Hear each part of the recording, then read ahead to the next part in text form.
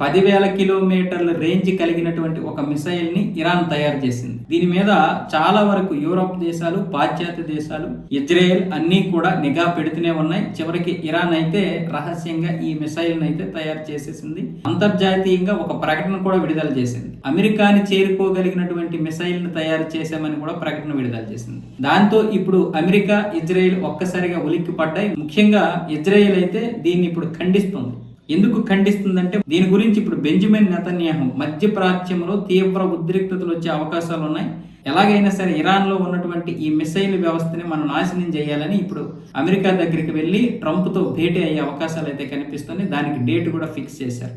ఈ నెల 29న Benjamin Netanyahu అయితే ట్రంప్ను కలిసి ఈ విషయం గురించి సమావేశం అయితే అవ్వబోతున్నారు. దీని గురించి ఇప్పుడు ఇజ్రాయెల్ రక్షణ మంత్రి కట్జ్ కూడా ఇదే విషయాన్ని స్పష్టం చేస్తున్నాడు. ఇలాగే ఇరాన్ను వదిలిస్తే అది అమెరికాకి ప్రమాదమే, మధ్యప్రాచ్యానికి ప్రమాదమే.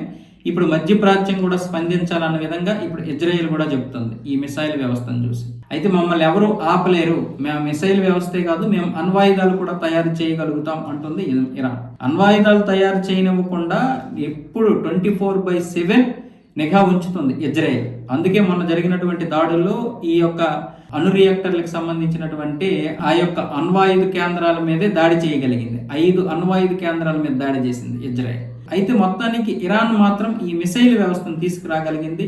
ఇజ్రాయెల్ యొక్క మొసాద్కి మిగతా ఎవరికి దొరకకుండానే తయారు చేయగలిగింది. ఇప్పుడు అది బయట ప్రపంచానికి కూడా ప్రదర్శనకు ఉంచింది. 10,000 కిలోమీటర్లు అంటే ఖచ్చితంగా ఇరాన్ రెండు దేశాల మీద ప్రయోగిస్తుంది. ఒకటి ఇజ్రాయెల్, 2 అమెరికా. ఇజ్రాయెల్ మీద ప్రయోగించడానికే మొదటి ప్రాధాన్యత ఇస్తుంది అనేది ఇప్పుడు ఇజ్రాయెల్ యొక్క భయం. ఇజ్రాయెల్ ఖచ్చితంగా భయంలో అర్థం ఉంది. ఎందుకంటే ఈ 2 దేశాల మధ్య ఉన్నటువంటి ఉద్రిక్తత పరిస్థితులు అవి. పైగా ఇస్లామిక్ దేశాలన్నీ కూడా ఇజ్రాయెల్ మీద పూర్తి ఒక విద్వేషంతో ఉన్నాయి. ఏదైనా సరే ఎవరు దాడి చేసినా వాళ్ళకి సపోర్ట్ చేసే విధంగానే ఉన్నాయి. ఇక ఇరాన్కి చెప్పాల్సిన అవసరం లేదు. ఇరాన్కి ఇజ్రాయెల్ మధ్య అసలు పచ్చగడ్డేస్తే బగ్గుమనే పరిస్థితి.